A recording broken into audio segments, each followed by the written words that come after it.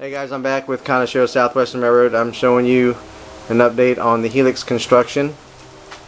So far I've completed the entire top level now, and I have cut out the pieces for the rest to connect to the rest of the main line. And from a standpoint, from the view back, you can see the grade and how much easier it looks. And there's the top, and there it is around. And what I'm going to show you right now is someone has asked me how I do my flex track. A lot of people, they always talk about how they curve on the curves, they solder their track, and on mine I've explained how I do from joint to joint, and it offsets here and here, which makes it an easier transition, and you don't have to solder the tracks and then bend them. They also won't kink, and because of the wide 30-inch radius, they don't need to have extra spikes in some cases. So I'm going to show you a little how-to. It's not much, but I'm going to show you how I do mine, and hopefully this will help some of the viewers out there when they're doing theirs.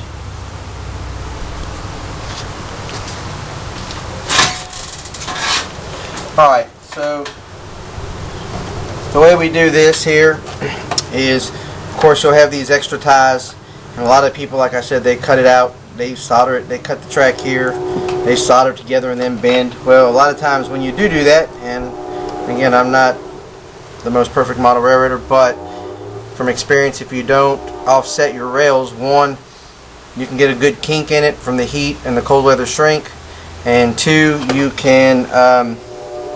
don't have any expansion joints, which will cause it to kink as well.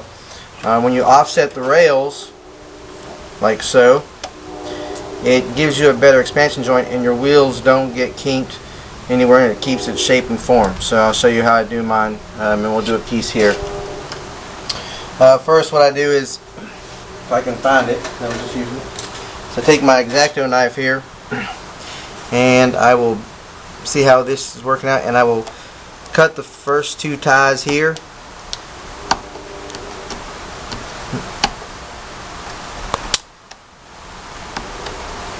And you have to cut them both on the inside and the out. And by cutting one, it will not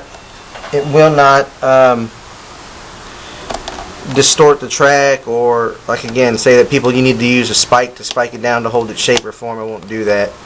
Okay. And then on here, I'll do also on here, I will do these as well, just on the very beginning, first two.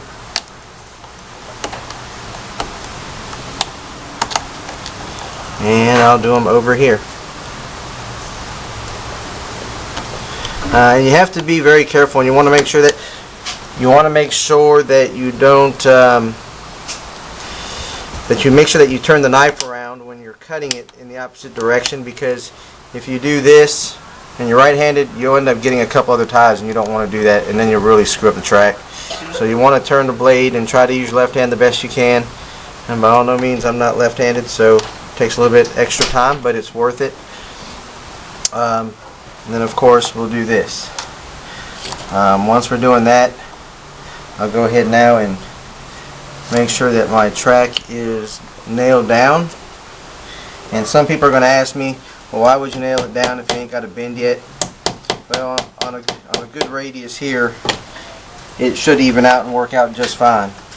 Once you do this, you should be able to slip your rails through the ties. I think I'm blocking it there.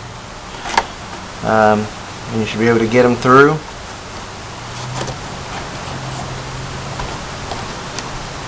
Some could be a little bit more pain in the butt. I use needle nose pliers too as well. Those will help grab and put it through and make it a lot easier.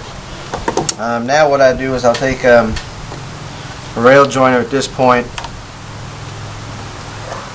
and put the rail joiner on.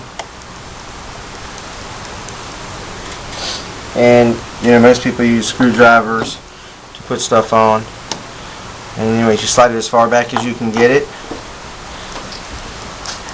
And then you slide this one as well on.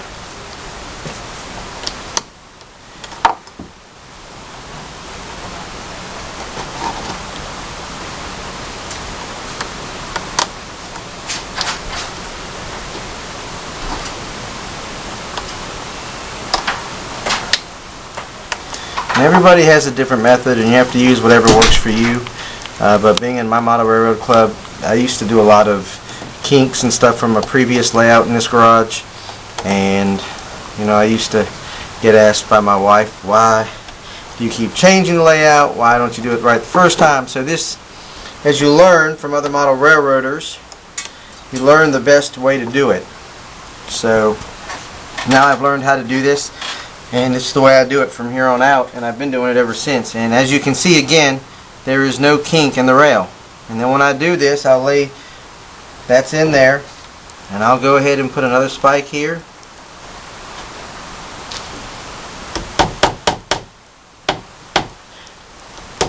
And as you can see, again, there is no kink in there whatsoever. When you get that other track in there, unless it's a sectional track, you're going to get eventually a kink in there, and you know, unless you're in a climate controlled room. And to show you that it actually works, I have a card here on hand that we'll put up.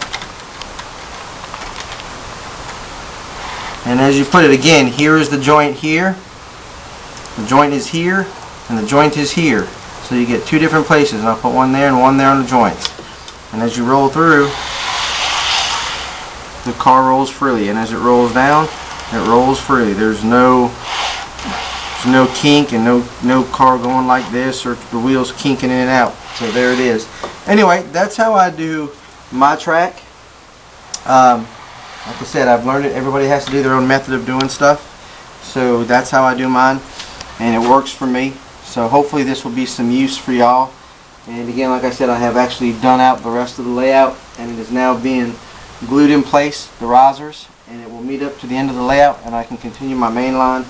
And I have actually now done it to where this double main line extends, and we'll have a switch over there to connect from the siding. So it's actually a longer run, and I haven't tried it yet, but I'm imagining that this can hold probably 3 diesels and probably about a good 40 or 50 cars on the siding before, maybe even more, before it touches another train on the main line. So anyway, I'm going to go back to work and finish the rest of the layout. But there again, there was a quick video on how I do my flex track. It's been long overdue. If you have any questions, go ahead and down below, go ahead and write a question, and I'll try to answer the best I can. Until then, I'll see you next time.